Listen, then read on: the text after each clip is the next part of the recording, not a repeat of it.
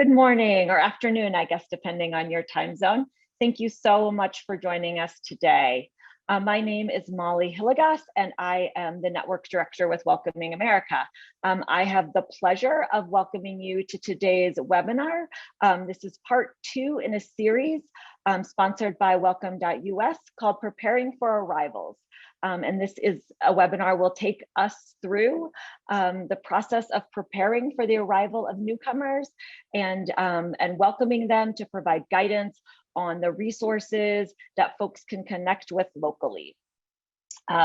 Again, my name is Molly, and I have a fantastic panel of folks and partners from the Welcoming America Network with me today. And so just very briefly, I will tell you a little bit about the organization. We are a national nonprofit organization that leads a movement of inclusive communities becoming more prosperous by ensuring that everyone belongs. We believe that all people, including immigrants, are valued contributors and vital to the success of our communities and our shared future. Through our Welcoming Network, we work to help communities develop the roadmap they need to create welcoming policies, share new approaches to inclusion, and to create an environment where everyone can truly belong. Again, I'm so excited to be here. And before we jump in, I'll just run through a couple of housekeeping items. First off, today's webinar is being recorded.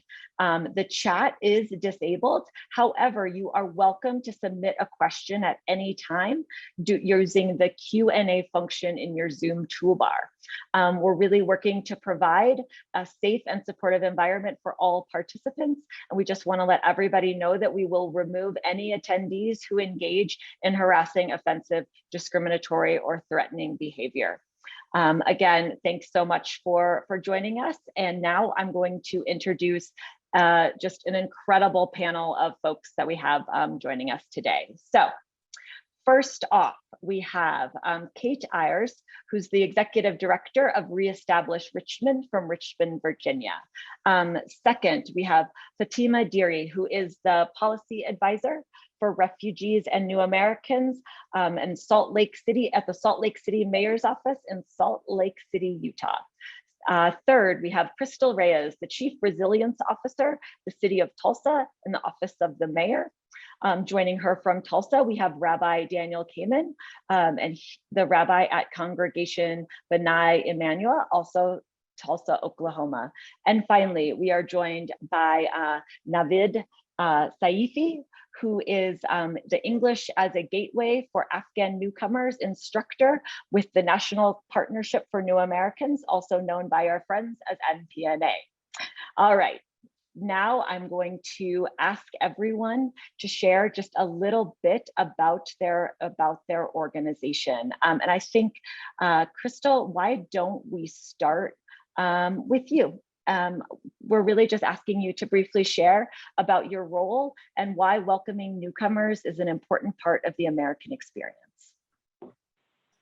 Thank you, Molly, and thanks for both organizations for inviting us to participate and to share our experience. So as Molly mentioned, I lead the Mayor's Office of Resilience and Equity, and we are charged with implementing various citywide strategies, one of which is our new Tolson's Welcoming Plan, which is a comprehensive roadmap for how we as a city are going to welcome immigrants and refugees to our community and integrate them and welcome them into education, public health, safety issues, economic development, and civic engagement. And we do that work in partnership with many organizations, from businesses, foundations, local nonprofits, schools, and of course the resettlement agencies that have had long established programs and services in the city of Tulsa. And so I'm here with my colleague, and I'll pass it to Rabbi Kaiman to share a little bit about the work that he does to support our welcoming plan. Thanks, Krystal. My name is Dan Kaiman. I'm one of the rabbis here at Congregation B'nai Emunah in Tulsa. Our congregation is 106 years old, and we were founded by refugees from Latvia over a century ago, coming to Tulsa to have a shot at the American experience. So the experience of being a refugee, the experience of coming to a new place is at the core of what our congregation's fabric feels like and is. And for many years now, we've been involved in supporting refugees. For the past 6 years, we've been running ESL programs, and in this past year, officially became a refugee resettlement agency affiliated through Ayers. When we did that, we were the first synagogue in 20 years to become a congregation hosting a refugee resettlement agency. So it's a little bit different of a context than a social service agency, like a Catholic Charities or another version in terms of the work we do. But it's in lockstep with those sort of resettlement services provided. And it's great to be a partner with Krystal in the mayor's office to make sure that we're doing everything we can to welcome new Tulsans in the best way possible. Thank you. And Naveed, I'll turn to you next. Hello, everyone. I'm Naveed Saifi. I work with the NPNA National Partnership for New Americans as the English instructor for Afghan newcomers. I'm very glad to be here. So the National Partnership for New Americans is a national, multinational, multi-ethnic, multi-racial coalition of 61 immigrants and refugee organizations across 40 states. We in NPNA work together with our members to advance immigrants equity and inclusion policies, build and expand capacities around immigration, legal services, and integration programming. And we drive campaigns that strengthen democracy through increased civic participation. NPNA also coordinated the Cities and Counties for Citizenship CC4C initiative that work with local governments to assist immigrants and refugees in becoming US citizens and welcoming newcomers. We have thousands of people that immigrate to the US each year. I'm one of those people who arrived here in the US in February this year. Our experience and records show that the newcomers bring with them a set of diverse qualities and capabilities that further develops local communities. Based on that, the idea has been to build and foster relationship with the newcomers by helping and guiding them to ensure their inclusion and integration in the new community. This is why organizations like NPNA and our partners make specific programs to meet the newcomers' need and eventually help them to integrate in their community. Thank you. Thank you. And Kate, I know you're joining us by phone. Do you want to hop in? Sure. Hi, I'm Kate Ayers, and I'm the Executive Director of Reestablish Richmond. We're a local organization that connects refugees and new immigrants to the resources they need to establish roots and become self-sufficient here in Richmond, Virginia. We were founded a little over 10 years ago, very intentionally, to fill in gaps and extend the services of local resettlement agency. And our work really revolves around connecting our newest neighbors to life-building skills, tools, and resources, helping their integration to the community to be a positive and empowering experience. We work in collaboration with resettlement agencies, government services, faith communities, and volunteers. And we are committed to creating greater opportunities for refugees and new immigrants in Richmond by enabling them to access the services and resources they need to benefit their future. Thank you. All right, well, thanks again so much to all of you for being here. And I think we're going to jump into a couple of targeted questions now. So Krystal, I'm going to ask you to weigh in first on this one. Representing the city of Tulsa that has a really fantastic history of welcoming newcomers, can you share a few of the resources that may be available to folks who are trying to engage and support and sponsor folks that are coming right now? Yeah, sure, happy to. So just to share a little bit more about what sort of a municipality does, like our mayor's office. So, and this may be similar in other cities. So I encourage everyone to maybe even just reach out to, it may not be an office for immigrants and refugees. It may be an office like mine, a resilience and equity office, but reaching out to the mayor's office to see if there is a liaison for immigrant refugee services, or if there's a equity officer, I think would be a great start. Our office oversees, as I mentioned, the new Tulsan's welcoming plan, and that is a plan that has 26 goals related to those areas of that I mentioned earlier.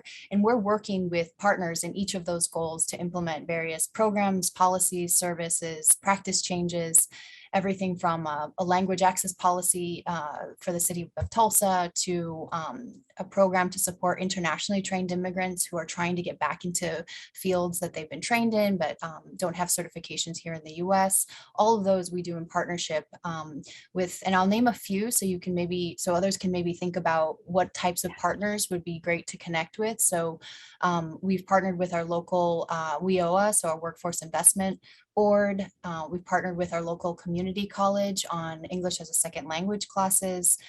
We also work with our resettlement agencies, of course. Rabbi mentioned Catholic Charities, B'nai Emunah Synagogue is one.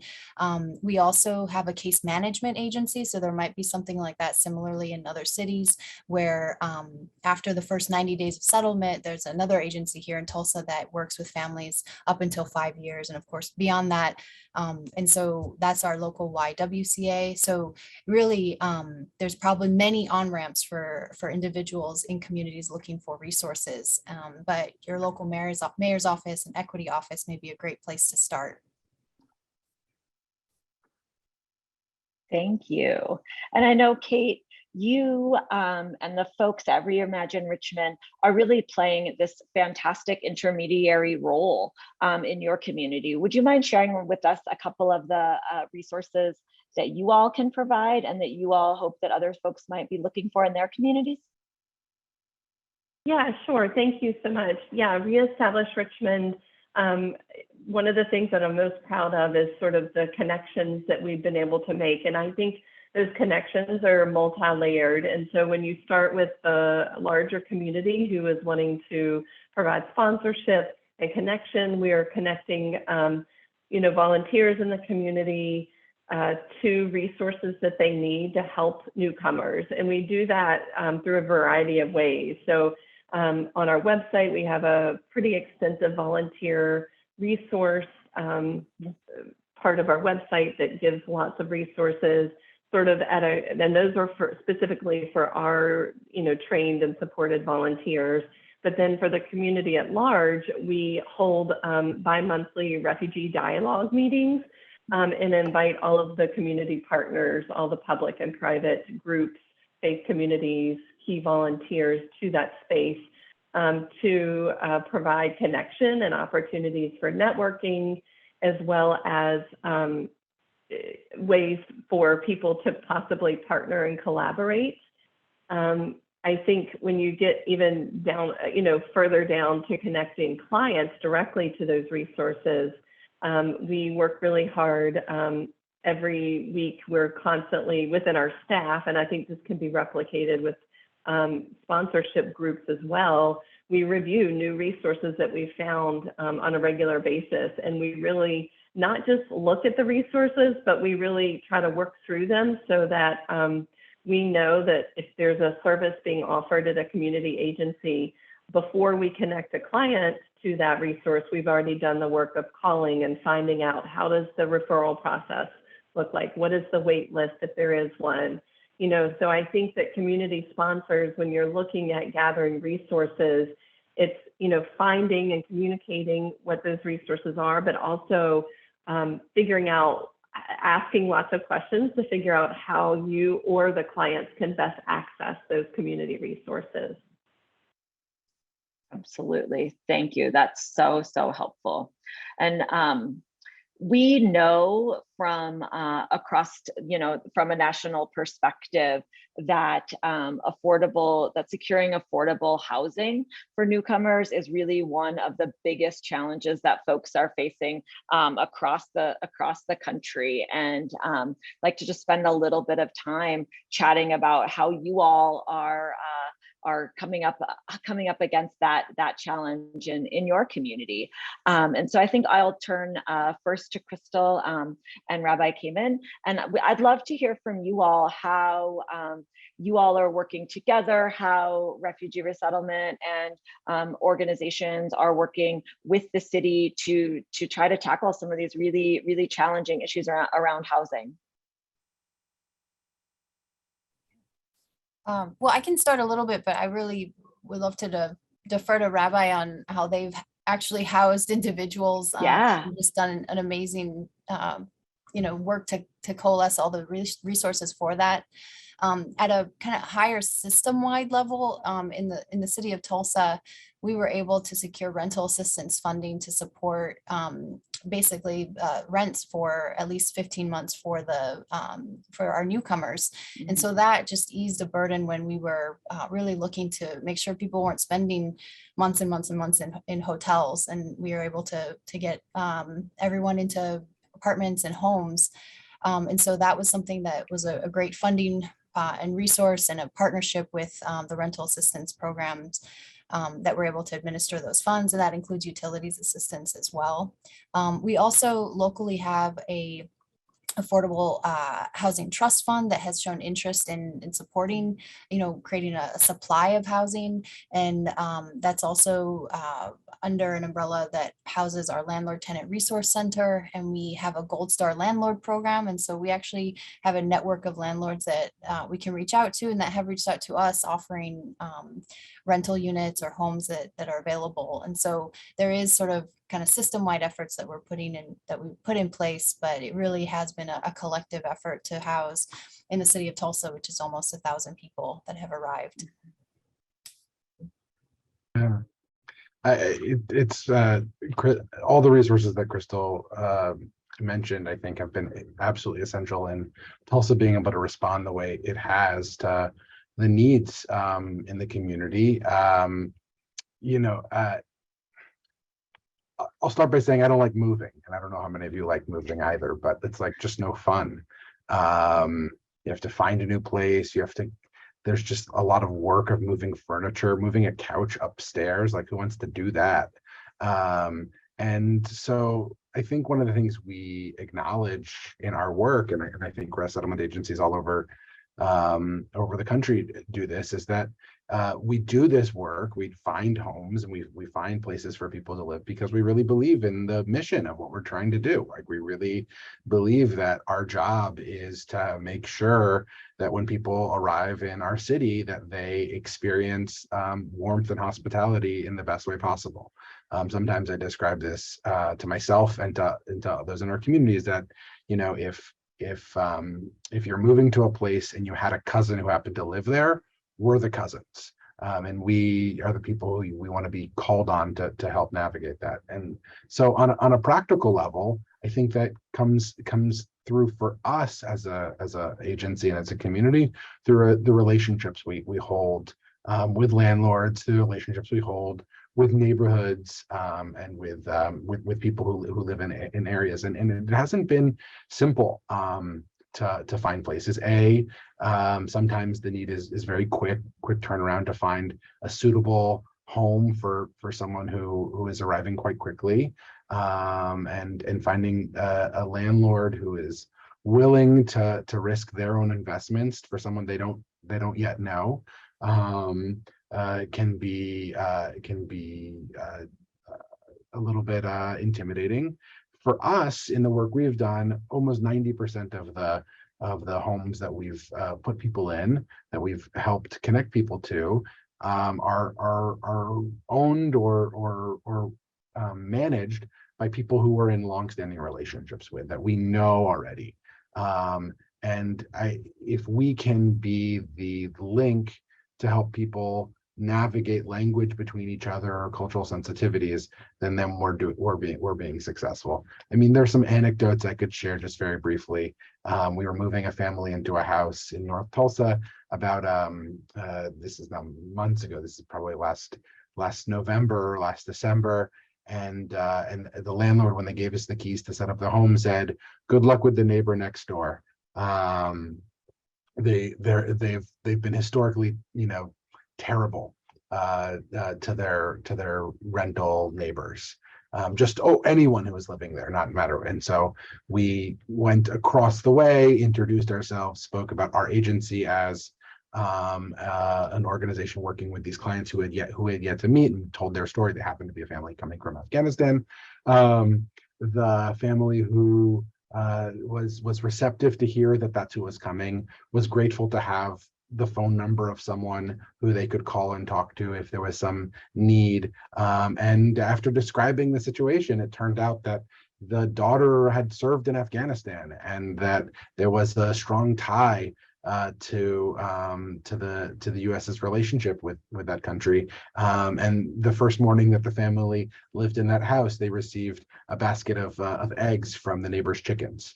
So like that, there's a sense of welcoming, but it really is for us through relationships. Sometimes it's the formal relationships with landlords, and sometimes it's about actually trying to build the relationships and build the connections with people in the neighborhoods. But it is we believe it's possible. Thank you so much. I think that anecdote really cuts through so much of the systems that we talk about, and that knowing that we can still move proverbial mountains with those kinds of relationships in community. So thank you for that. I want to just pause now quickly to welcome one of our panelists who's actually having a really hard time getting in on the line. And Fatima, are you there? Just want to do a brief introduction, and then we'll pop back into some other questions. But do you just want to say hey to our audience? Yes, thank you so much. I apologize for the technical difficulties. I've never had this much struggle getting onto a Zoom. To say the least, I'm grateful to be on this panel. And my name is Fatima Dirie, or Fatima Dirie. I am based in Salt Lake City, Utah. I am the policy advisor for the Salt Lake City Mayor's Office in our Diversity, Equity, and Inclusion team. My role here is sort of making sure that refugees and new Americans have an opportunity to expand economically, educationally, and for them to thrive through the city. We foster knowledgeable, safe, and well-connected communities. We try to help engage and empower immigrants to believe and connect with local government, and also allow them to participate on our city and commission boards, working with our community organizations and other metro departments to empower new Americans to get involved and do a lot more within within our education system. We want to make sure all these systems that are set up are healthy and secure for our new Americans, so that they can aspire to make a difference in our community. And to be honest, in Salt Lake City, it's a very welcoming community. We have set it up where we have, we work very collaboratively with our faith organization, our government institute, state level, local level, and community-based organizations. So we empower new Americans to develop their own nonprofit organizations and work towards legal resources, healthcare resources, institutions. Because a lot of time what we know is when new Americans are coming here, there's a lot of stress built onto them. And so it's hard for them to really adopt and be a part of new environment. And so it's really important that we set up and foster relationships that are positive for them from the beginning. I will stop there. Thank you. you.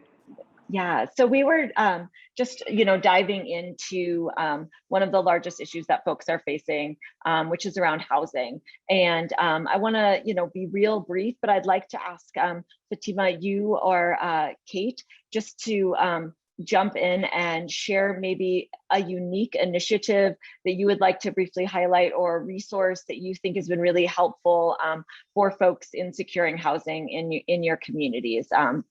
And yeah, just real briefly before we move on to the next topic. Of course. Sure. Yeah. Go ahead. Yeah. No, you go ahead, Fatima. You go first. Okay.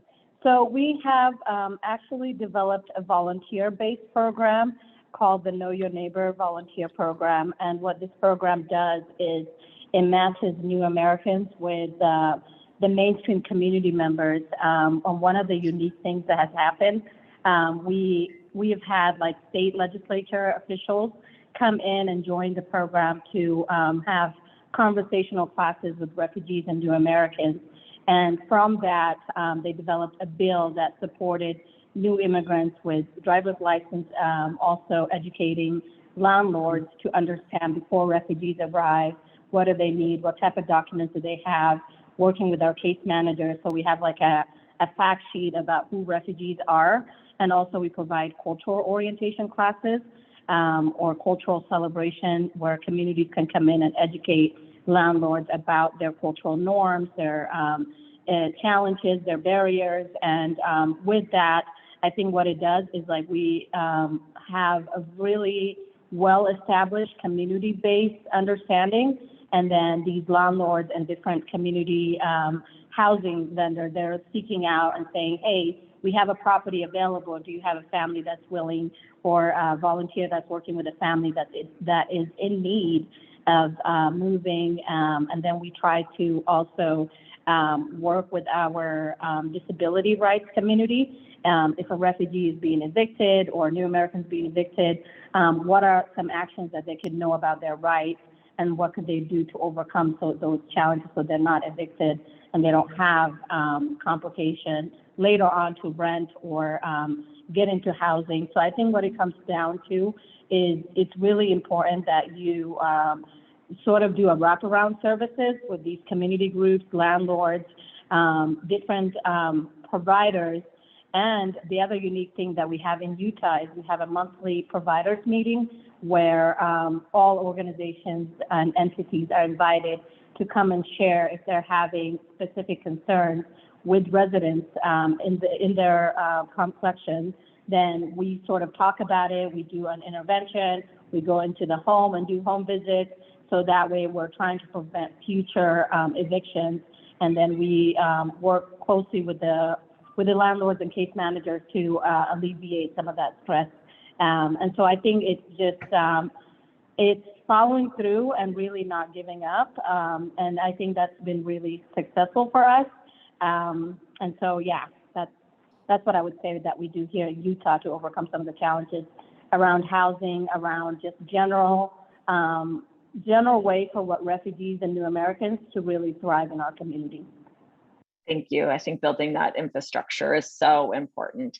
And Kate, I know you all have a really fantastic volunteer program that you wanted to share a couple of resources about. You want to jump in on that one quickly?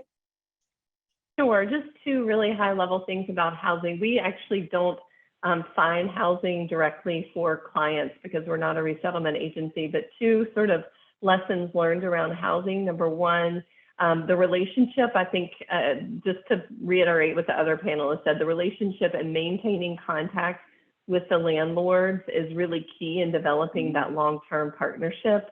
I think there's just so many things that can go awry, and having that bridge between the client culture and the culture of housing here is really important. And then the second thing is the way that we have addressed housing is we did develop a volunteer team to put together resources for volunteers who are matched with clients who are searching for housing. And I think I was a teacher before this, so reinventing the wheel is like something that I try to avoid at all costs. So putting together things like an interest form for the volunteer and the client to sit down and answer so that the volunteer has a clear understanding of the client situations, what they need, and knows what questions to ask when you sit down and look at the landlord and sort of the needs. So I would just really encourage creating, modules of training for volunteers that can be shared and built upon so that those resources can truly help lots of people rather than just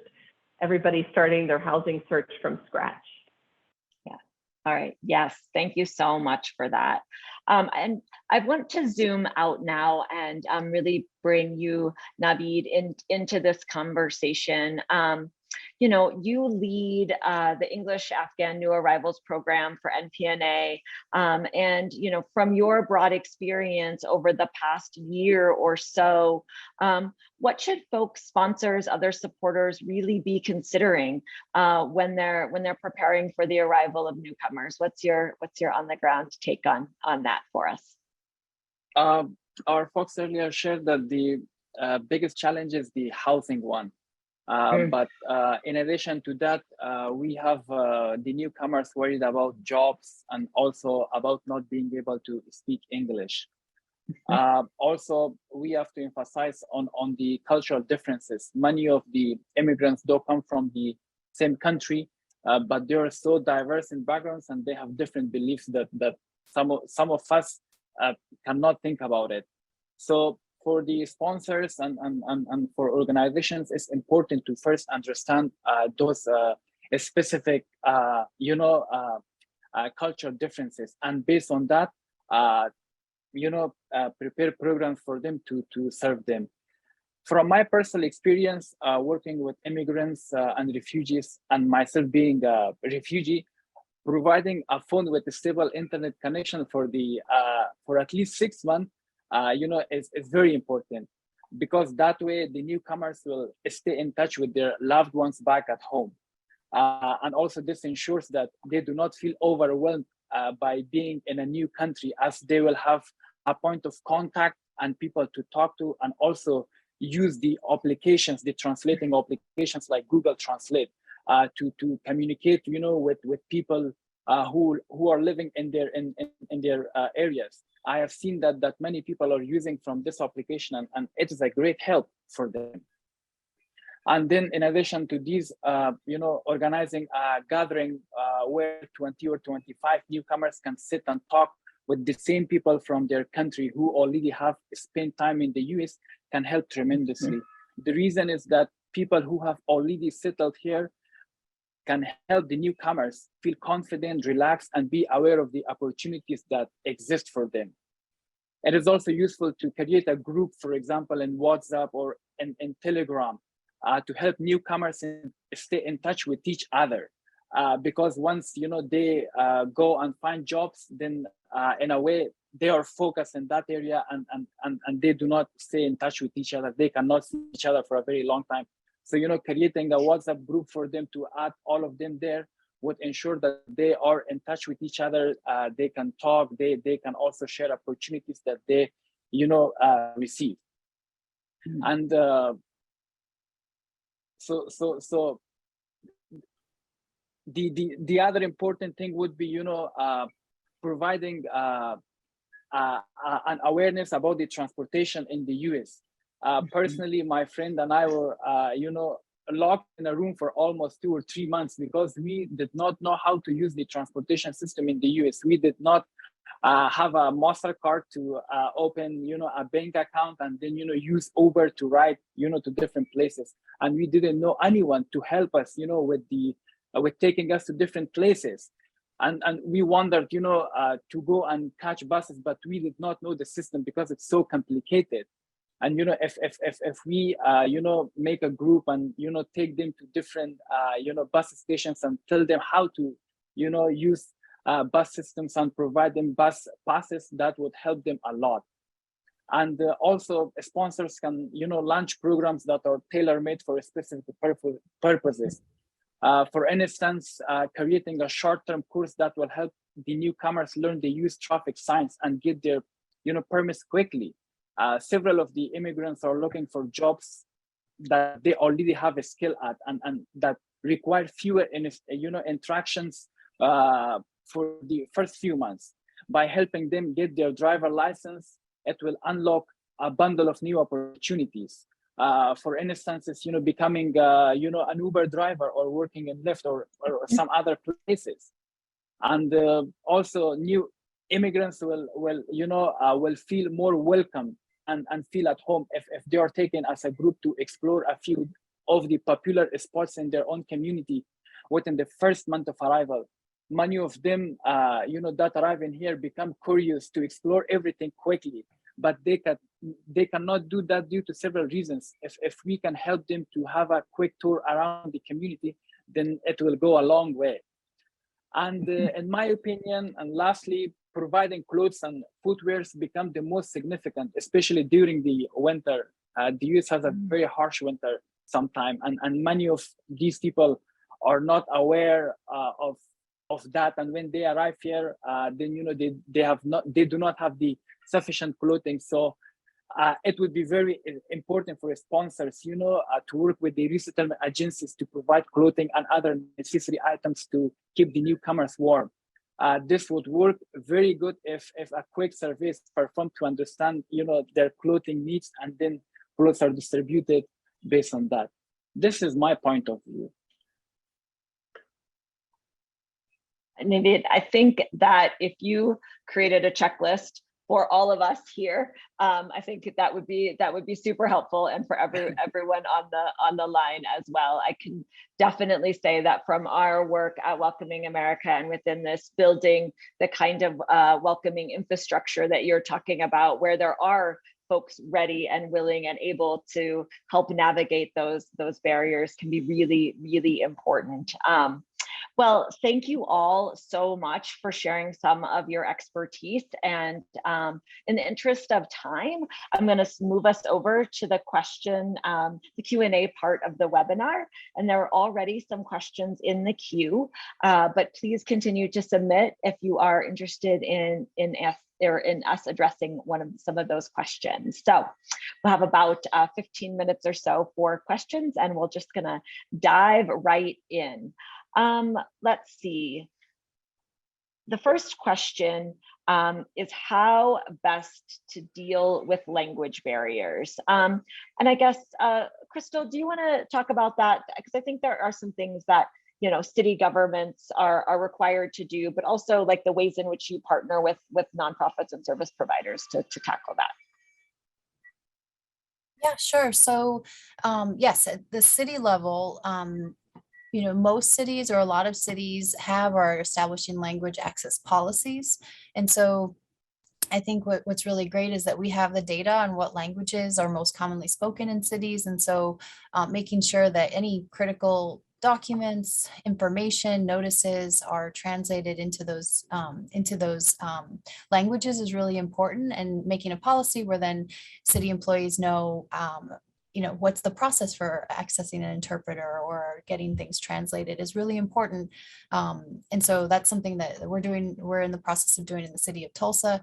But from the very beginning, when we found out we were going to be receiving refugees from Afghanistan, we made sure to translate, for example, our citizen guide for Tulsa. So who is the mayor? Who are the city councilors? What's the water department's phone number? That's all on one sheet of paper that we had, in the city for many years, and it was just in English and most recently in Spanish. And so we did get it translated, the content, into Dirie and Pashto from the very beginning. So just to show that it's it's a document, but it's the key to many things in the city, and it's important that it's translated into the language of our newcomers.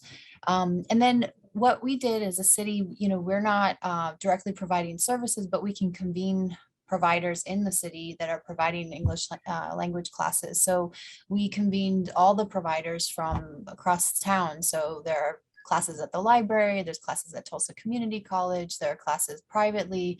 And so we had a conversation with all of them, and we created a one-pager so that the resettlement agencies and the case management agency had that, so they could direct people to English classes that are available in person and via Zoom. And then there's a lot of informal classes going on as well by many of the organizations and nonprofits. So those are some of the ways that we are addressing. But I think what's really important is just having that as a principle up front, that this is a community that's here, and that we want to have integrated and involved in city life as much as possible. So just having that sort of be automatic, that it needs to be translated into this language, is just a principle that just we need to have. Thank you. Thanks so much. The next question is really, what are some of the most important resources and things to do right away to support newcomers. And Kate, I know you all have a really fantastic list of resources. Do you want to share those with the group briefly so that we can all learn from what y'all are doing? Yeah, sure. So I have put together sort of a list of our top 5 resources that we felt like would be really helpful for people who are new to this work. And I am trying to bring it up because I'm not able to see the screen, but to connect to the interpreter one on a very practical level, one of the best finds that we found this past year is a new company called Tarjmili, and they have free and a paid version app that helps you connect to interpreters over the phone or translators for that matter, and it is amazing. They have most languages that we've ever needed supported. And I would say that it's highly effective, like 80% of the time in terms of getting someone who can help us on shorter term. So that's a really great language access resource. As an agency, we still we have our own, we use paid community interpreters, and we actually have access to a language one type service. But for people who are working in the volunteer space, I would highly recommend Tarjmili. The other ones on the screen that I listed, USA Hello is one of the best resources that you'll find out there. They have so many resources specifically for clients. They have a ton of things on their website that have already been translated, videos that are interpreted. To touch on the importance of driving, you can see we have a link. We actually created a web page on our website with some key resources around how to help people navigate transportation independence. And you can find them if you visit our website at reestablishrichmond.org. Under client resources, you can find all of those kind of curated resources. Unfortunately, most of them are curated for Virginia, but I think the idea is you thinking about how can we pull these resources together for our own geographical area. And then another thing, the most highly visited page on our website is our list of English classes. So if you don't have this already in your networks, I would highly recommend that someone curate a really great list based on geographic region in your city of all the ESL classes. And I've linked what ours look like because we've gone through several iterations of understanding what information people actually need to get access to those classes. So, and then finally, one of the best webinars on mental health and working with trauma, through its trauma-informed care lens is this website that was done through Refugee Welcome, which is another organization with a lot of really excellent resources. Thank you. I think that's really, really helpful. And yeah, I think pulling those resources together in your local community will certainly pay significant amounts of dividends on the back end. All right, I have a pretty specific question here, but it relates to something that I think could be really beneficial for all of us to hear. And I'm not actually sure. Maybe Naveed, you know the answer to this one. And we were talking about how to help communities stay together and find support groups and stay connected to other folks who are part of the larger diaspora communities or ethnic-based community organizations in their communities. It sounds like some of our sponsors and other folks may be living in very small communities and may not have as many resources or access points to connect with the broader Ukrainian or Afghanistan communities. And was just wondering if you all have any good tips on online programs or other ways for folks to stay connected.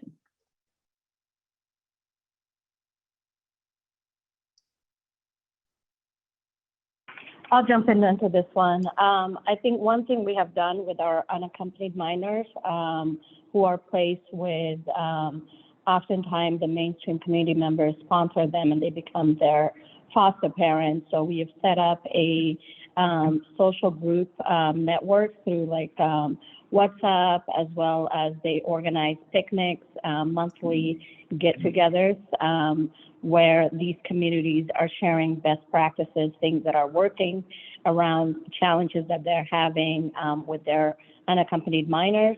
And I think it can work similarly with Ukrainian arrivals, as well as the Afghan arrivals as well. The other thing that has been really helpful for us here in the state of Utah is identifying ethnic-based restaurants, businesses, churches, mosques, so that they can go and have a tour of these facilities and meet the owners. And then they feel like they're at home. They can go and buy their, local spices, local traditional foods. That sort of creates a more welcoming atmosphere for them. And so I think just sort of developing a get-together of these groups and then giving them the resources and connecting points to refer them to where to go, who to contact, just a very simple baseline of information, and then providing these spaces that are available, whether it's school-based or parks, and just sort of showing them where these are located in the valley and how to access them and make it easier for them. I think that's really what's worked for us here in the state of Utah in terms of like filling the gaps and building capacity within the organizations that have all these resources, and also addressing the needs of the larger community. Thank you. I think that's really helpful. Rabbi Kaiman, since you all seem to be working, with folks and have a lot of experience greeting folks and bringing them into the community, the question really is like, what are the most important things to get done or support someone in the first week? I feel like, we talk a lot about onboarding and like the needs of people and like where they are. I think what do you think is the most important thing to get done in that first week from your experience? What advice do you have? So it's a hard question to answer, because everyone is everyone, and what I want on Tuesday is not what I want on Wednesday. And that's just me. So I think getting to know your clients, or getting to know the people you're working with, there are structural things that have to be addressed, right? And depending on how someone's being sponsored or how someone's coming to the United States, there's questions about Social Security and work authorization. And those are very complicated systems to navigate. And they're also changing, right? So the way what an Afghan arrived with because they got processed in a safe haven was different material than what someone who is coming from Ukraine might be coming with. And so there's no magic answer. There's no one piece of like, this is the one checklist. However, to the extent that you can pay attention to Maslow's hierarchy of needs, right? Like, make sure that there's food, make sure that there's safety, make sure that there's the essential services needed, and then try and be responsive to the best you can be. I remember very clearly, this was probably the first Syrian family that we welcomed. We're still in our first year of working as a full-time resettlement agency, but the first Syrian family that we welcomed, they had traveled much further than any of our Afghan clients had traveled. They had been traveling for days and days and days, and they get into their house, and we had set it up exactly the same as we had set up for this clients. We had done lots of Afghan resettlement at this point, and the father looked at me and said, "Do you have a USB charger?" Or through the translator said, "Do you have a USB charger?" We didn't have a USB charger. His phone was out of battery, and he wanted nothing more than to call home and let people know that he had made it to Tulsa. And we didn't have that thing. I didn't know. How would I have known that he needed that, except to be in conversation and to be listening to him, and to be aware that next time I go to meet someone, I'm going to have a USB charger with me, but maybe they're not going to want a USB charger. So I think that flexibility, but that attention to basic needs. I think the last thing I would say is also, we're a faith-based organization. We are a synagogue. we do this work out of the impetus that we ground in our religious tradition, but being faith-based and versus being faith-sensitive are two different pieces. And to be aware that you're engaging with or potentially engaging with a culture that's unfamiliar to you, and that there are sensitivities that are beyond what you yet know or you yet can understand, and that to be curious about that, I think, can go a long way in building the relationships that we want to have. And I think doing the thing that the United States has done so well, generation after generation. Well, I don't think we could stop at a better point with those inspirational and very important words. I want to once again thank you so much to our panelists who are working to build a welcoming infrastructure all over the United States, and to all of you on the phone who are opening your hearts to folks who are newly arriving.